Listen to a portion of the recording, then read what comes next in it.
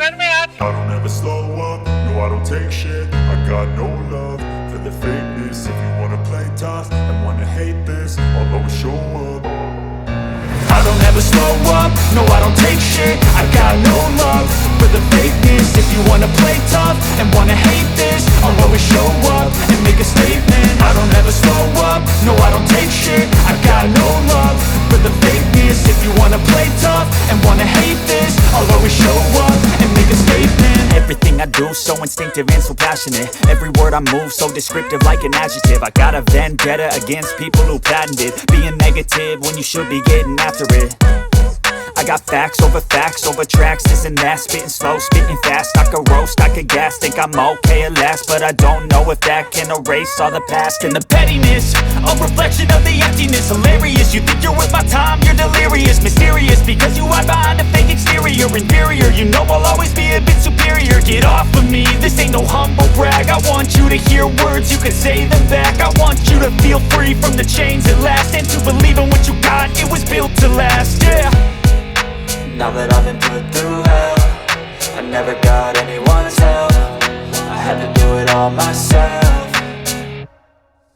I don't ever slow up, no I don't take shit. I got no love for the fakeness. If you wanna play tough and wanna hate this, I'll always show up and make a statement. I don't ever slow up, no I don't take shit. I got no love for the fakeness. If you wanna play tough and wanna hate this, I'll always show up and make a statement. Gonna learn the consequence of being incompetent. Mental health is confidence, dreams and some honestness. I'm not here to save the day, that's for you to take away. I could play a million mind games, but instead I say something not illogical, something that is topical. Rub it on and watch it go, make yourself unstoppable. Dreams are irresponsible. आपके अधिवेशनों में खाया जाता है कि नहीं, ये बताइए अध्यक्ष महोदय जी। आपने आज मुझे इस चर्चा में भाग लेने का मौका दिया, इसके लिए मैं आपको धन्यवाद देती हूँ। आज जिस विषय पे हम चर्चा कर रहे हैं वह केवल एक विषय नहीं है, भारत की आत्मा का एक हिस्सा है। हमारा राष्ट्रगीत उस भावना का प्रतीक है जिसने सोए हुए, गुलामी में सोए हुए भारत के लोगों को जगाया, जिसने उन्हें हिम्मत दी कि ब्रिटिश साम्राज्य के सामने खड़े होकर वह सत्य और अहिंसा के नैतिक हथियारों के साथ सामना कर पाए। आज ये चर्चा एक भावना के ऊपर है,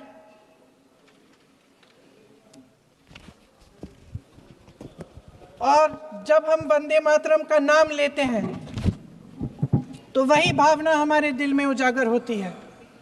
जब हम वंदे मातरम का नाम लेते हैं तो हमें उस पूरे इतिहास की याद आती है जो स्वतंत्रता संग्राम का इतिहास था, उसकी पीड़ा, उसका संघर्ष, उसका साहस, उसकी नैतिकता,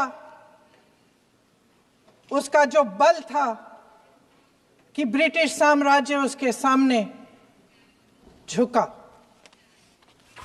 अध्यक्ष महोदय, वंदे मातरम उस आधुनिक राष्ट्रवाद की अभिव्यक्ति है जिसने भारत के लोगों को एक राजनीतिक और नैतिक आकांक्षा से जोड़ा, जिसने भारत के लोगों को एक साझा नियति के उत्तराधिकारी, एक साझा भविष्य के निर्माता के रूप में देखा। लेकिन आज की ये बहस मुझे कुछ अजीब सी लग रही है। जैसे मैंने कहा, ये गीत देश की आत्मा का हिस्सा बन चुका है। 150 सालों से देशवासियों के दिलों में ये गीत बस चुका है। 75 सालों से हमारा देश आजाद है, तो फिर आज इस बहस की क्या आवश्यकता है?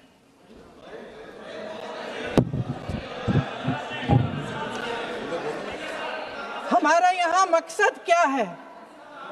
जनता से हमें दिया गया दायित्व, जनता का विश्वास, उनके प्रति हमारी जिम्मेदारी, हम किस तरह से इसका इस्तेमाल कर रहे हैं, हमें ये सोचना चाहिए। क्योंकि अब इस मोड़ पर हम इस सदन में अपने राष्ट्रगीत पर भी बहस करेंगे। आपने बहस मांगी है, आपने बहस मांगी है। आप तो इलेक्टोरल रिफॉर्म्स की बहस नहीं मांग रहे थे कि जब तक हम इस पर बहस नहीं करेंगे तब तक उस पर बहस नहीं होगी। इसकी वजह क्या है? इसकी वजह क्या है? हम आज यहाँ ये बहस क्यों कर रहे हैं? हमारा राष्ट्रगीत है, इस पर क्या बहस हो सकती है? हम ये बहस यहाँ आज दो वजहों से कर रहे हैं। पहला कि बंगाल का चुनाव आ रहा है, हमारे प्रधानमंत्री अपनी भूमिका निभाना चाहते हैं उसमें। और दूसरी वजह ये है, ये मकसद है, पुरानी मकसद इनकी अध्यक्ष महोदय, कि जिन्होंने स्वतंत्रता की लड़ाई लड़ी, जिन्होंने देश के लिए बड़ी बड़ी कुर्बानियां दी, उन पर सरकार नए आरोप लादने का मौका चाहती है। देश का ध्यान फिर से जनता के ज्वलंत मुद्दों से भटकाना चाहती है। यही एक मकसद है आपका मकसद है कि हम फिर से उसी अतीत में मंडराते रहें, उसी की तरफ हम देखते रहें जो हो चुका है, जो बीत चुका है, क्योंकि ये सरकार वर्तमान और भविष्य की ओर देखना ही नहीं चाहती। वे इस काबिल ही नहीं रही। सच्चाई ये है अध्यक्ष महोदय कि आज मोदी जी वह प्रधानमंत्री नहीं रहे जो एक समय में थे। सच ये है कि ये दिखने लगा है, उनका आत्मविश्वास घटने लगा है, उनकी नीतियां देश को कमजोर कर रही हैं। और मेरे सत्ता पक्ष के साथी चुप इसलिए हैं क्योंकि अंदर अंदर से वे भी इस बात से सहमत हैं। आज देश के लोग खुश नहीं हैं अध्यक्ष महोदय, परेशान हैं, तमाम समस्याओं से घिरे हुए हैं, और उन समस्याओं का हल आप निकाल नहीं रहे हैं। हाँ ठीक है, उसका भी बोल लेंगे, समय आएगा तो उसका भी बोल लेंगे, बल्कि कल समय आ रहा है, चुनाव पे चर्चा होगी, उस पे भी बोलेंगे। अध्यक्ष महोदय, इनके भी अपने लोग दबी जबान में कहने लगे हैं कि सारी सत्ता को केंद्रित करने से देश का नुकसान हो रहा है। इस बीच अगर हम अतीत की बातें नहीं करेंगे तो कौन सी बातें करेंगे? ये किसी और बात के काबिल ही नहीं है, सिर्फ ध्यान भटकाना है जनता का। इसलिए आज हम वंदे मातरम पर चर्चा कर रहे हैं। वंदे मातरम देश के कण कण में जीवित है, इस पर बहस नहीं हो सकती। लेकिन चलिए, आपने बहस मांगी, आप बहस करना चाहते हैं, बहस करते हैं। आज इस चर्चा को प्रधानमंत्री जी ने शुरू किया, उन्होंने भाषण दिया, और इसको कहने में कोई झिझक नहीं है कि भाषण अच्छा देते हैं, थोड़ा सा लंबा, लेकिन भाषण अच्छा देते हैं। सिर्फ एक कमजोरी है, अगर आप इजाजत दे तो मैं बोलूं, एक कमजोरी है। हाँ, उसी पे बोल रहे हैं, वंदे मातरम पे बोलो आप। अब सर मैंने तारीफ कर ली, थोड़ा और विषय वंदे मातरम का है तो हम वंदे मातरम पर ही रखें, ठीक रहेगा। सर ये वंदे मातरम पे ही है। सर आपने प्रधानमंत्री जी को सुना था, अब तो शुरू नहीं हुए। सर भाषण बहुत अच्छा देते हैं, लेकिन तथ्यों के मामले में कमजोर पड़ जाते हैं, बहुत कमजोर। इसमें भी एक कला होती है कि तथ्यों को किस तरह से जनता के सामने रखा जाए। मैं तो नहीं हूं, जनता की प्रतिनिधि हूं, कलाकार तो नहीं हूं। इसीलिए मैं भी सदन के सामने कुछ तथ्य रखना चाहती हूं, लेकिन सिर्फ तथ्य के रूप में रखना चाहती हूं।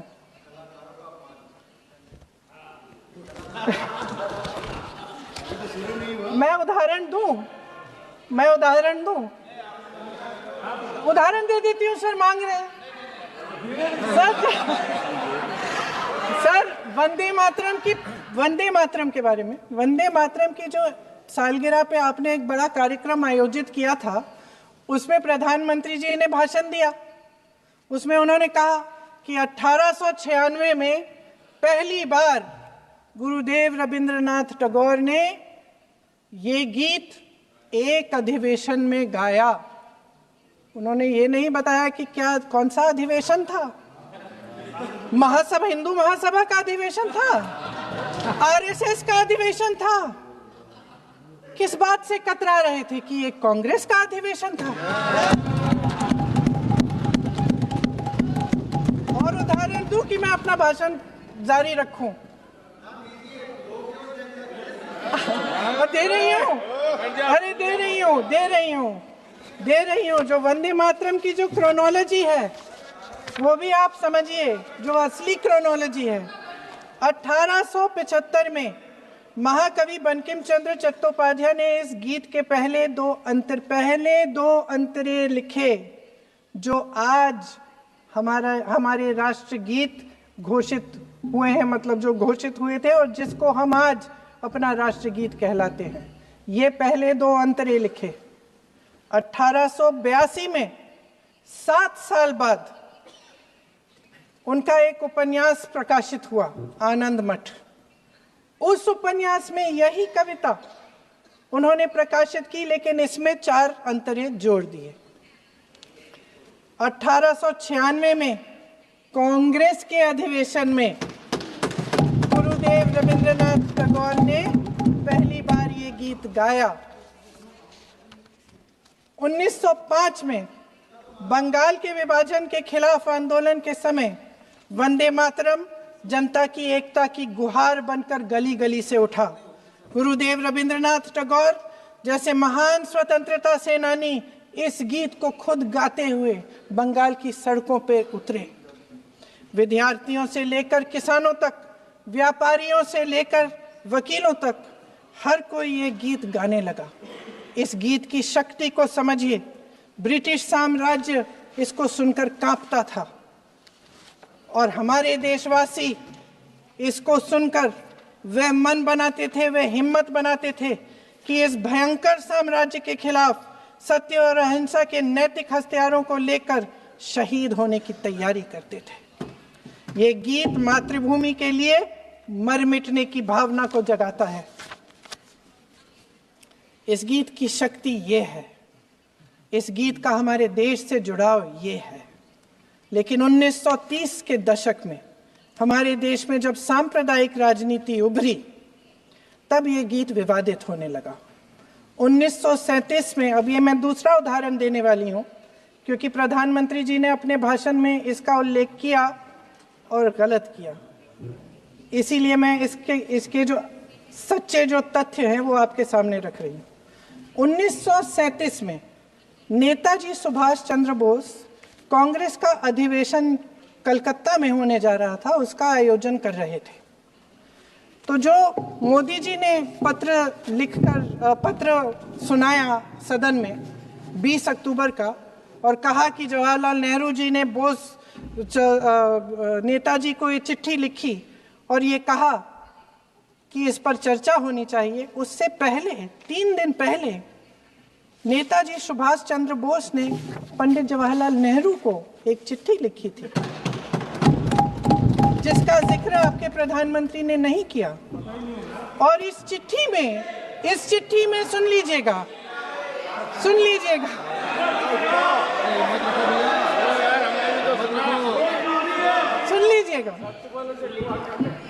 आप नेताजी के लफ्ज नहीं सुनना चाहते? बंगाल का चुनाव आ रहा है।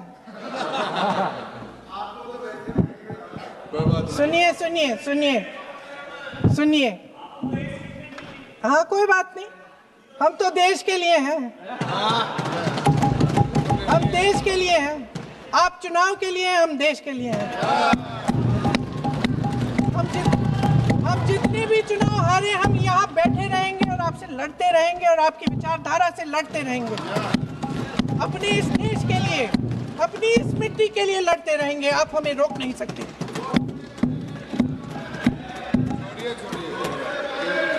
सुन लीजिए सुभाष चंद्र बोस जी ने क्या कहा। सुन लीजिए। My dear Jawahar, reference Vande Mataram, we shall have a talk in Calcutta and also discuss the question in the working committee if you bring it up there. I have written to Dr. Tagore to discuss this matter with you when you visit Santi Niketan. Please do not forget to have a talk with him when you visit Santi Niketan. ये 17 अक्टूबर को लिखी जाती है। 10 अक्टूबर को नेहरू जी इसका जवाब देते हैं और आपके और 20 अक्टूबर को, हाँ ठीक है, 20 अक्टूबर को नेहरू जी इसका जवाब देते हैं। इस जवाब की एक पंक्ति प्रधानमंत्री जी ने सुनाई, बाकी पंक्तियां क्यों नहीं सुनाई? क्योंकि उनमें नेहरू जी क्या कह रहे हैं? There is no doubt that the present outcry against Vande Mataram is to a large extent a manufactured one by the communalists.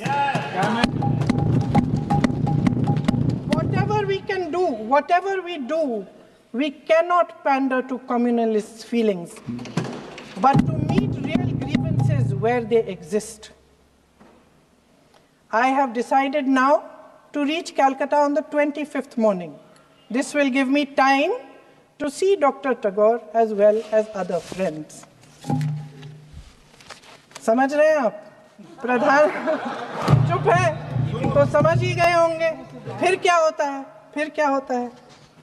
फिर नेहरू जी कलकत्ता जाते हैं और गुरुदेव जी से मिलते हैं और उसके अगले दिन गुरुदेव जी एक चिट्ठी लिखते हैं जिसमें वो लिखते हैं, अंग्रेजी में चिट्ठी है, उसका एक अंश मैं आपको हिंदी में बता देती हूँ, जिसमें गुरुदेव जी कहते हैं कि जो 2 अंतरे हमेशा गाए जाते थे उनका महत्व इतना गहरा था कि उस हिस्से को कविता के शेष हिस्से तथा पुस्तक के उन अंशों से अलग करने में उन्हें कोई कठिनाई नहीं थी।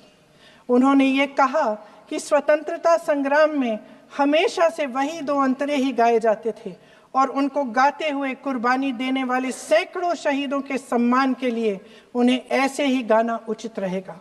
उन्होंने यह भी कहा कि बाद में जोड़े गए अंतरों का सांप्रदायिक मायना निकाला जा सकता है और उस समय के माहौल में उनका इस्तेमाल अनुचित होगा।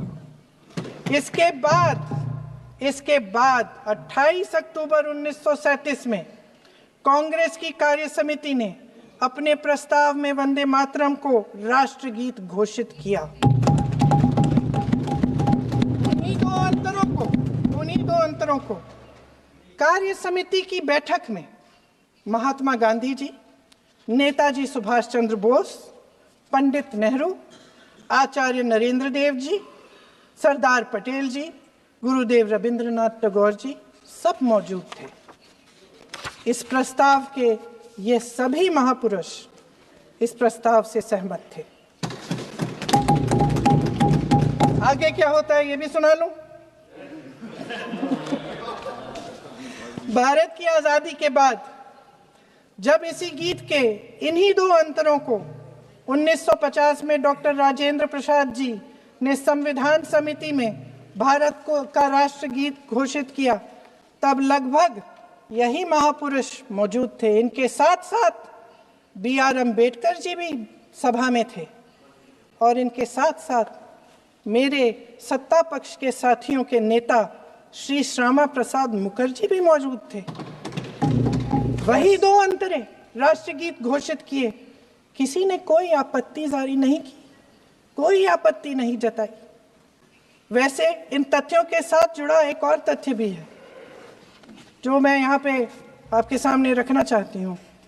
आज हम अपने राष्ट्रगीत पर बहस कर रहे हैं, लेकिन हमारा राष्ट्रगान भी एक कविता का एक अंश ही है, एक लंबी कविता का एक अंश है। और इन दोनों राष्ट्रगीत और राष्ट्रगान के अंश को चुनने में सबसे बड़ी भूमिका गुरुदेव रविंद्रनाथ टैगोर की थी।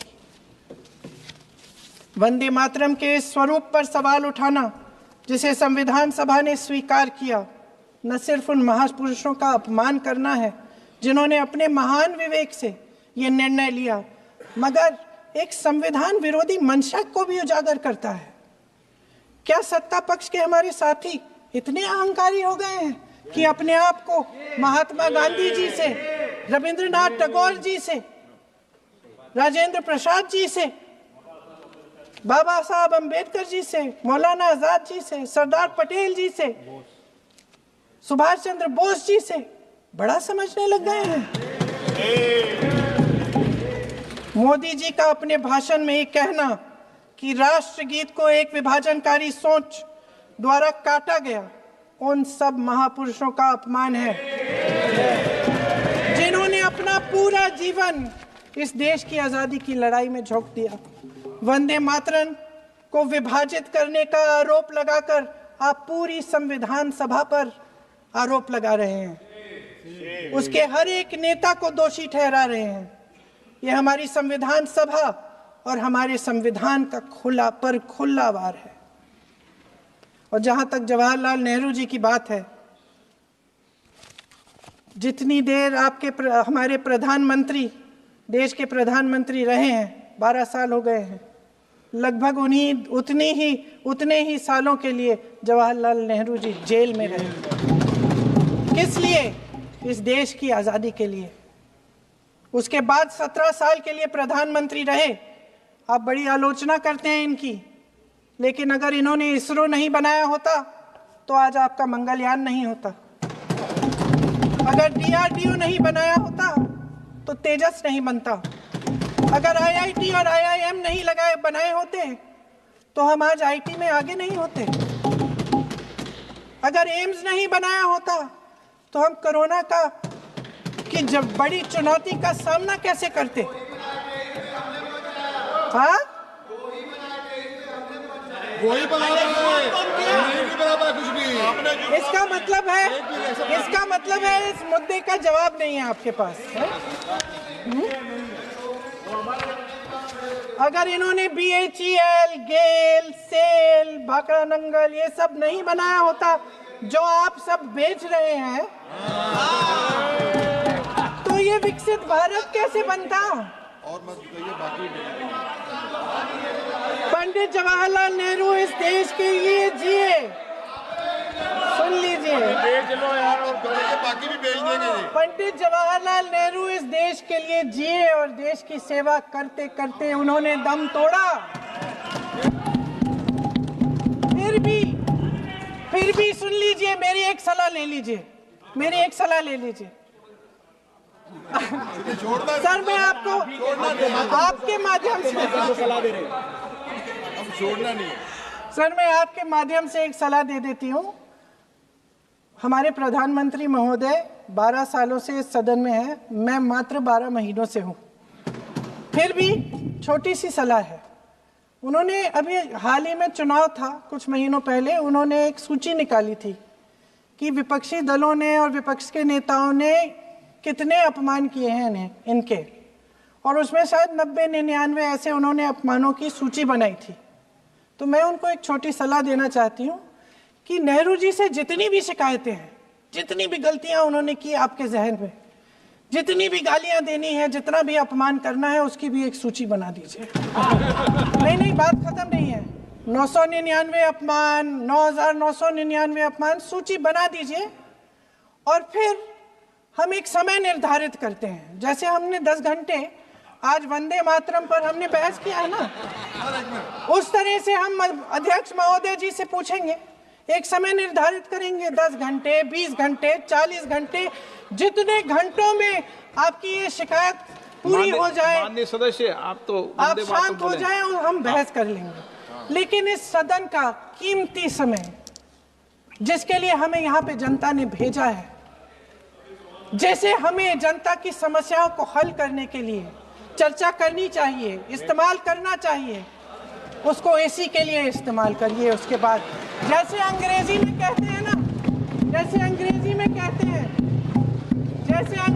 कहते हैं कि once and for all let's close the chapter, close कर लीजिए।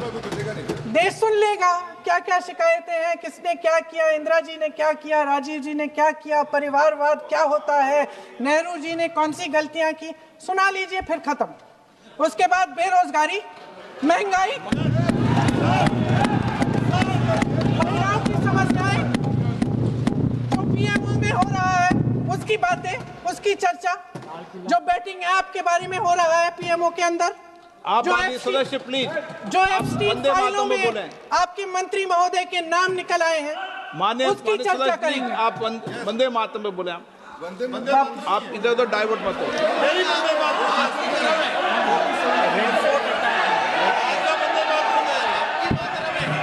डिलीट कर दीजिए। क्या हो गया? आप एक मिनट, हाँ हाँ कर दीजिए। क्या हो गया? अंत में चिड़ी गए।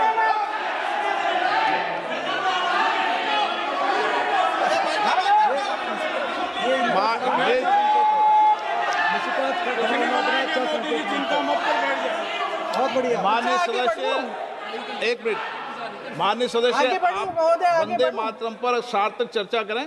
ठीक सर, इधर उधर सर, बात डाइवर्ट मत यही हो। थी सर, संक्षिप्त में बात यही थी कोई डाइवर्ट नहीं कि होना हम चाहिए अतीत अपन में को। बातें करते रहते हैं। माननीय सदस्य नहीं, आप बिना तथ्यों के कोई बात नहीं करें। आप वंदे मातरम पे बोले उचित रहेगा।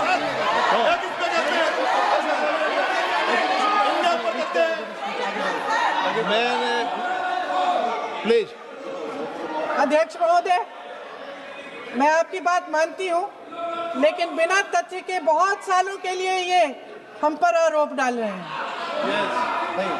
हम चुपचाप सुनते हैं, इनको भी थोड़ी सी संतुलन होनी चाहिए। सुनने की थोड़ी सी हिम्मत होनी चाहिए। ये राजनीति है, हम बोलेंगे, आप आप वंदे बोलेंगे। मातरम बोलें। ठीक।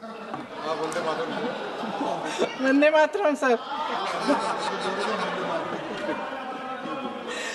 महोदय, आज की ये बहस सिर्फ ध्यान भटकाने के लिए की जा रही है, क्योंकि ये सरकार इस देश के वर्तमान की असलियत छिपाना चाहती है। आज देश का युवा कितना परेशान है, कितनी मुश्किल में है। पेपर लीक होते रहते हैं, बेरोजगारी है, महंगाई इतनी बढ़ चुकी है। इसकी चर्चा हम सदन में क्यों नहीं कर रहे हैं? आरक्षण के साथ जो हो रहा खिलवाड़ है, उसकी चर्चा हम यहाँ क्यों नहीं कर रहे हैं? महिलाओं की बात होगी, बड़े बड़े ऐलान होंगे, मगर उनकी परिस्थितियों को सुधारने के लिए कोई ठोस कदम यहाँ क्यों नहीं उठाया जा रहा है? इन्हीं दरवाजों के बाहर खड़े होकर पत्रकार तरह आपने कहा कि आरोप मत लगाइए बगैर तथ्य के, तो मैं बोलूं कि नहीं बोलूं? नहीं, बिल्कुल नहीं। नो, आप उधर की बात मत बोलो। आप जल्दी से बोल लेते हो, फिर आप सदन में बंद जो कर कुछ देना। भी बोले हैं वो तथ्यों से बोले। आपको हर चीज ऑथेंटिक करनी पड़ेगी, इसलिए आप तथ्यों से बोले। अच्छा सर, बड़े बड़े शहरों में प्रदूषण है, लेकिन हम इस सदन में बैठकर सिर्फ छोटी छोटी बातें करेंगे। जी, जो अतीत की बातें हैं ना, जो बार बार आप चाहते हैं कि हम पीछे देखें, लेकिन हम आगे भविष्य की बात, वर्तमान की बात, जो असली समस्याएं हैं उनकी बात न करें, ये छोटी बात होती है। आप में हिम्मत है तो भविष्य की बात करिए, हिम्मत है तो बात करिए कि बेरोजगारी क्यों है, कि पेपर लीक क्यों होते हैं। आप चेयर को एड्रेस करें। आपको अच्छा, खत्म कर लेती हूँ, चेयर के एड्रेस करो आप। अध्यक्ष महोदय जी, सच्चाई ये है कि इनका शासन दमन का शासन है। इनकी राजनीति दिखावे की राजनीति है, इवेंट मैनेजमेंट की राजनीति है, चुनाव से चुनाव तक राजनीति है, तरह तरह के ध्यान भटकाने वाले मुद्दों की राजनीति है। वंदे मातरम इस देश की उन्हीं उम्मीदों की गुहार है जिन्हें आपका शासन हर रोज ठुकरा रहा है। आज भी सरहद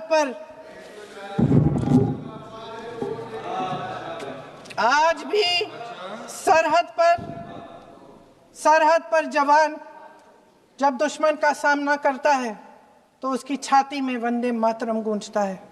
आज भी जब हमारा खिलाड़ी अंतर्राष्ट्रीय खेलों में जाता है तो उसके दिल की धड़कन में वंदे मातरम होता है। आज भी इस देश के करोड़ों देशवासी जब अपने राष्ट्र ध्वज को फहराते हुए देखते हैं तो उनकी जबान पर वंदे मातरम, वंदे मातरम, वंदे मातरम आता है। कांग्रेस के हर एक अधिवेशन में 1905 से लेकर आज तक सामूहिक तौर पर वंदे मातरम गाया जाता है। आपके अधिवेशनों में गाया जाता है कि नहीं, ये बताइए। अपने देश की आत्मा के इस महामंत्र को विवादित करके आप एक बहुत बड़ा पाप कर रहे हैं। इस पाप में कांग्रेस पार्टी शामिल नहीं होगी। ये राष्ट्रगीत वंदे मातरम हमेशा से हमें प्यारा है, हमेशा से हमारे लिए पवित्र रहा है और हमेशा के लिए हमारे लिए पवित्र रहेगा। धन्यवाद।